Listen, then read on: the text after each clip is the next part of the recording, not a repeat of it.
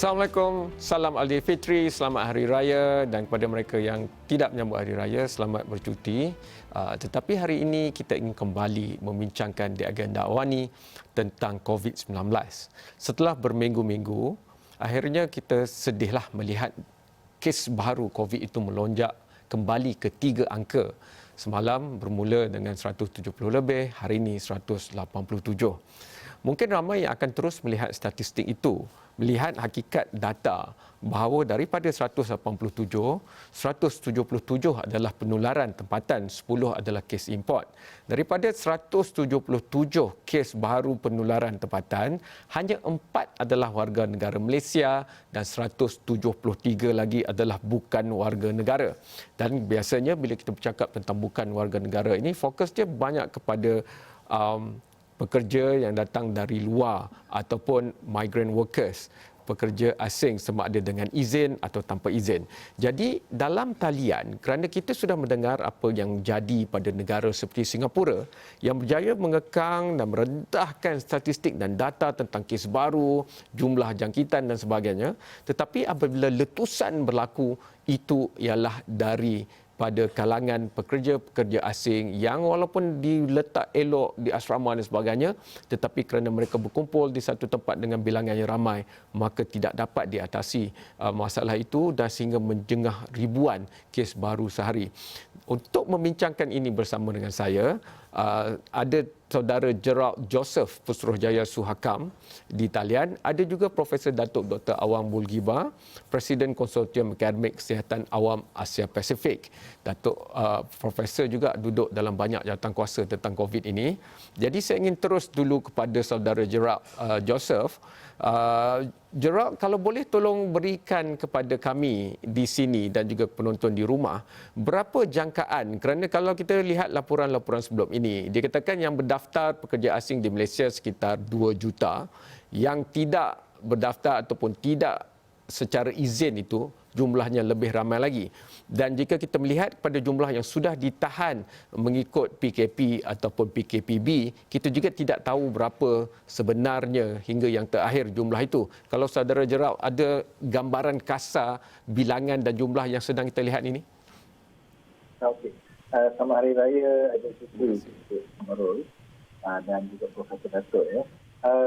Yang mungkin ini adalah anggaran daripada jumlah pekerja asing atau warga asing di Malaysia.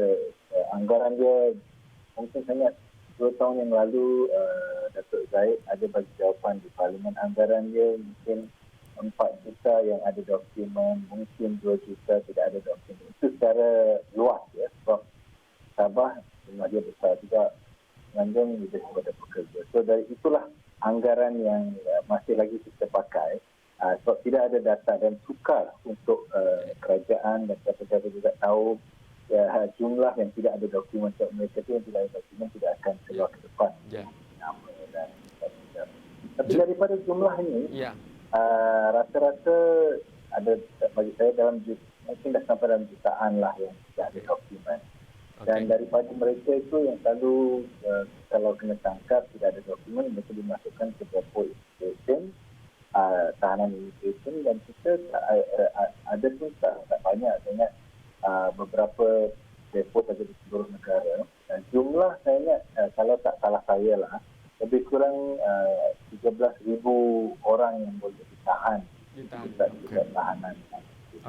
So itulah adalah kapasiti kita untuk membendung isu beratusan ribu atau hampir juta yang tidak ada dokumen.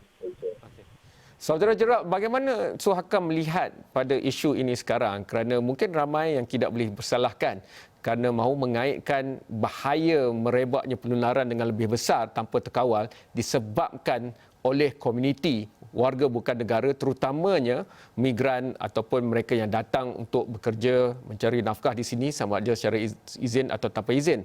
Tetapi badan-badan antarabangsa seperti WHO, PBB, ILO, World Economic Forum telah pun meletakkan pelbagai artikel dan seruan yang mengatakan ini bukan masalah migran. Ini adalah masalah kesihatan awam atau umum, dan seperti juga isu lain, isu migran dan asing ini perlu diurus takbirkan. Tetapi dengan salah satu langkah efektif adalah dengan mengekang immigration ataupun kemasukan warga luar ke sesebuah wilayah ataupun negara, maka timbulnya kenaikan mendadak isu sentimen menentang ataupun terhadap warga asing dan pekerja migran. Pandangan Suhakam? Ya. Malangnya nasihat rasmi Suhakam beberapa minggu yang lalu untuk mengambil satu perspektif menyeluruh untuk isu kesihatan umum ini. COVID memang kesihatan umum dan ini adalah yang paling utama sekarang. Tapi kita rasa terkejut bila ada operasi menahan parti. Dari segi perundangan, operasi itu memang sahlah dari segi perundangan. Tapi apakah perlu untuk melakukan satu operasi sebegini dalam waktu membendung isu kesihatan umum seperti COVID-19 ini? Sebab kesan dia adalah dia akan menakutkan ramai orang yang lain yang tidak ada dokumen. Sekarang susah nak cari mereka. Kalau mereka rasa ada batuk ke, ada demam, mereka tak akan keluar sebab takut akan ditahan. Dan terutamanya adalah mereka yang ditahan dari luar dulu, operasi di Masjid India, di Selayang ke di mana-mana. Persoalan dia sekarang, adakah mereka ini yang membawa masuk COVID-19 ini ke dalam depo-depo immigration yang sekarang menular, jumlah nombornya 182, 170 itu. Dan bagi kita itu adalah memang satu senario yang telah kita jangka lah. Kita memang doa tidak berlaku tapi malangnya sudah berlaku. Okay. Suhakam telah memberi nasihat kepada MKN, kepada Perdana Menteri Tundu dan Menteri Dalam Negeri supaya aksi sebegini tidak harus dilakukan waktu sekarang. Ada waktunya untuk lakukan tapi sekarang fokusnya adalah untuk menjaga penularan itu. Dan juga waktu itu memang ada banyak sentimen xenofobia macam baru yang dicakap oleh Encik Kamarul tadi. Okay. Dan ini membimbangkan sebab apa tujuan kita mencemooh pekerja asing? Waktu negara kita okey, kita menggunakan pakai tenaga buruh mereka untuk masak, jaga anak, dengan jalan raya, sekolah, bangunan-bangunan pada gaji yang minima. Tapi bila ada kecemasan kemanusiaan, kecemasan waktu sekarang ini, kemanusiaan peribadi kita dah berkecai. Maksudnya, waktu kita okey, kita sedia guna mereka. Tapi bila kita rasa cemas, ada emergency COVID ni, kita lupa yang mereka juga itu manusia.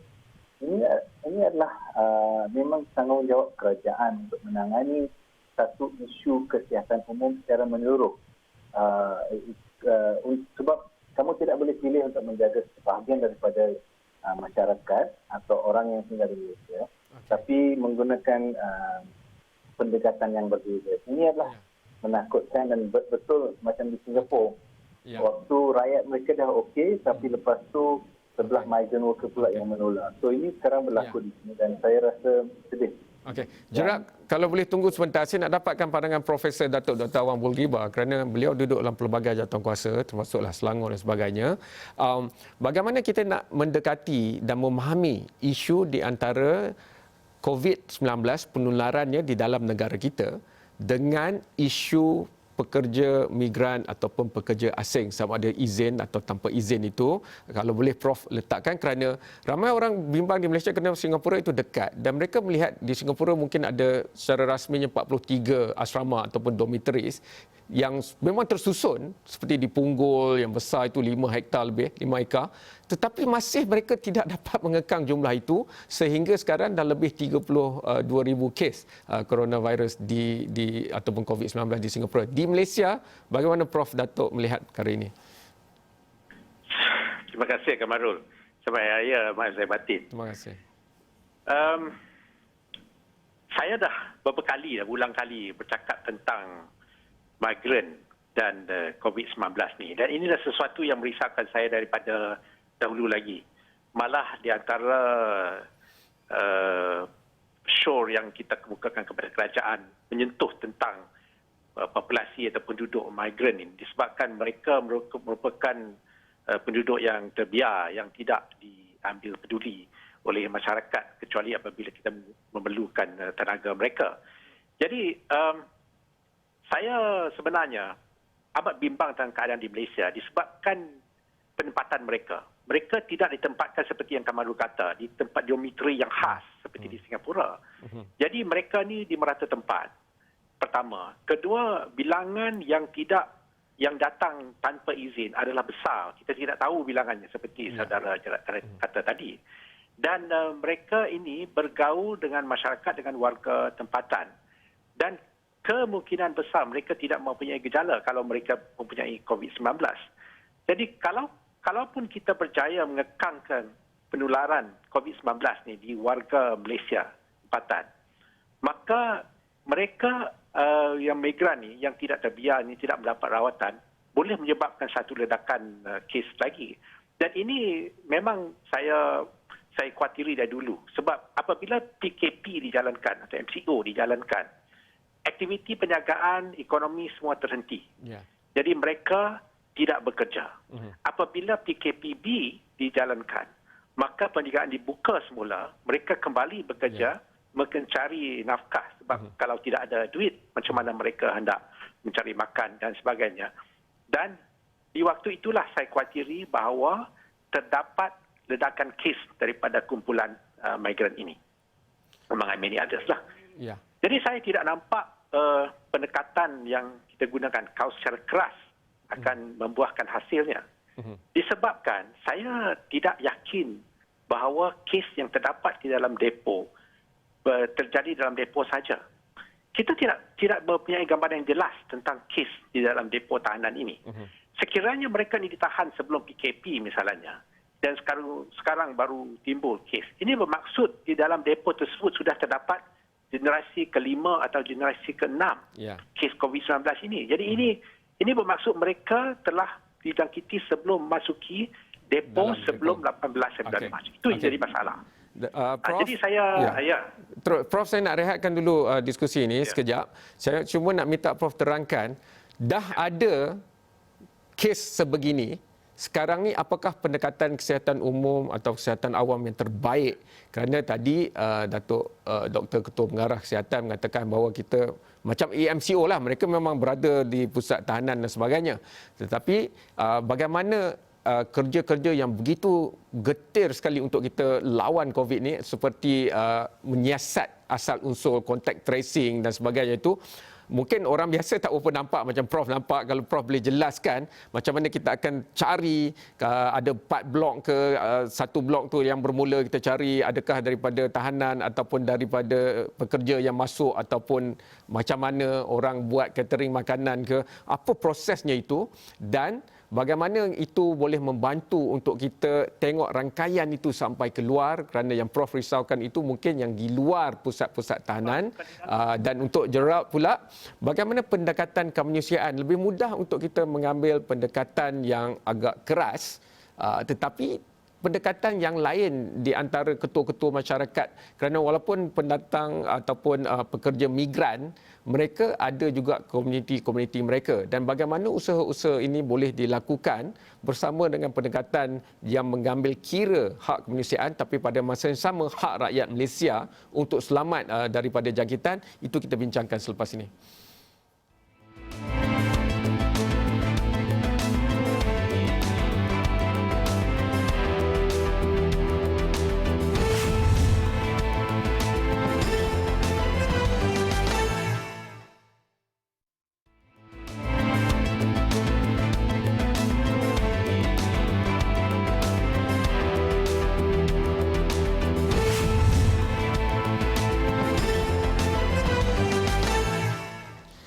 Jika anda belum mengetahuinya, hari ini 187 kes baru jangkitan COVID-19, semalam 170 lebih, dan selepas berminggu hanya 2 angka, kini kembali 3 angka. Majoritinya datang daripada komuniti pekerja asing. Itu yang saya nak terus, kejap ya Gerald, saya nak terus bersama Profesor Datuk Dr. Awang Bulgibah.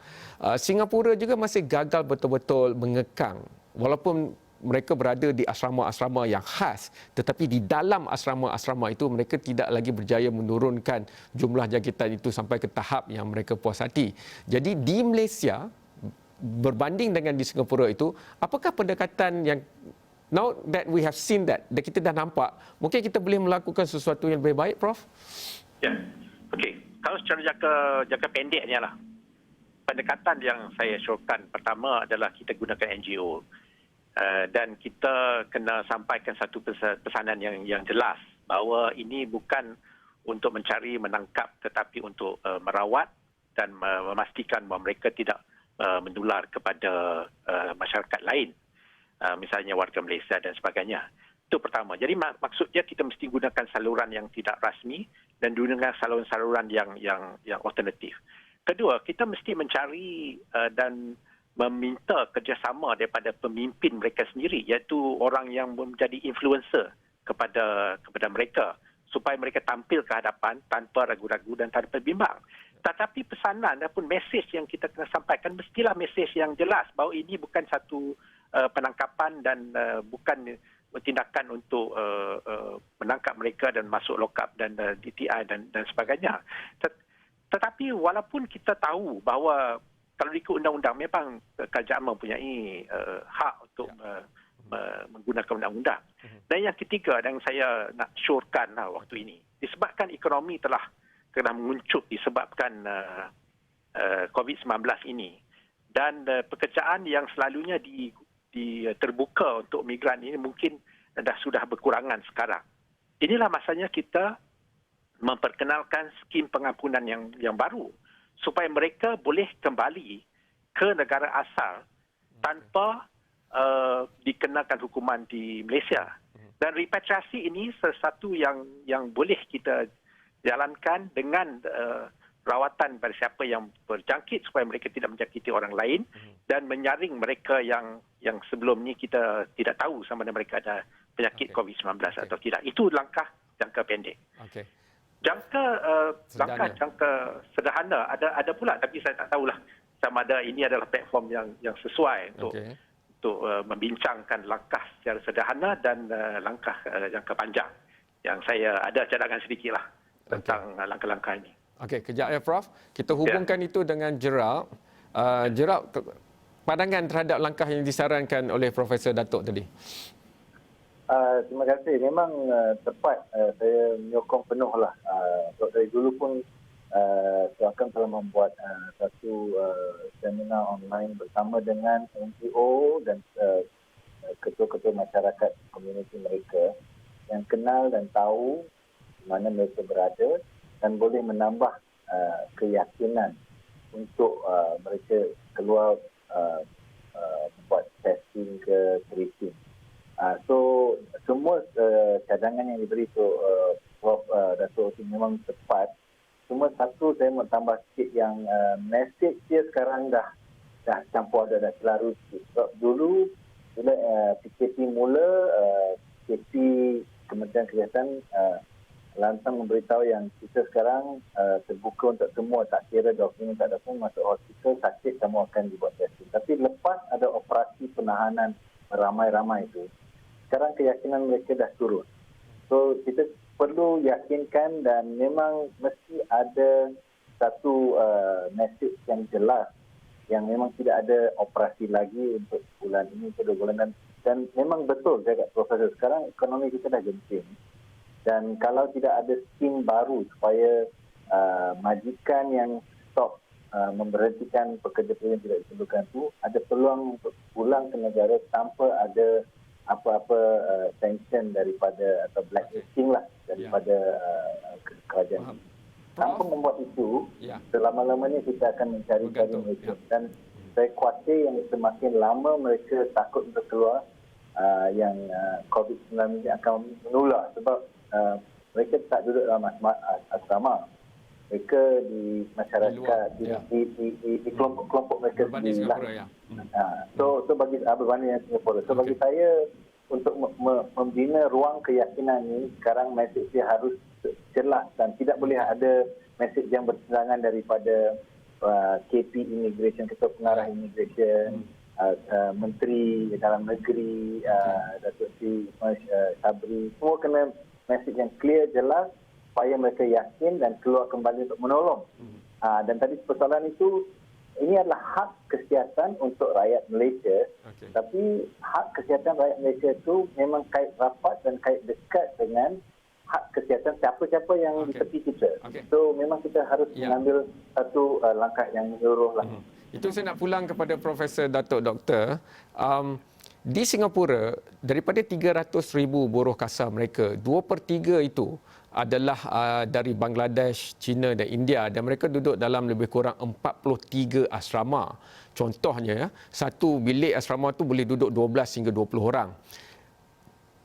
Masalahnya, jika mereka nak masuk dalam tu pun, semua itu tak akan boleh lagi tinggal di situ untuk diasingkan. Dan untuk menempatkan beratus ribu buruh ini di tempat-tempat baru, itu memakan masa, kos dan juga infrastruktur. Misalnya, di Malaysia, jikalau kita berjaya mengesan semua pendatang asing tanpa izin dan sebagainya, akan juga timbul masalah kesihatan awam dalam aspek untuk memisahkan mereka, mengasingkan dan memberikan rawatan terbaik. Kerana kita tahu yang kita nak landaikan lengkung itu adalah kerana kita tak nak terlalu tinggi bilangannya supaya kita punya infrastruktur itu tidak lemas.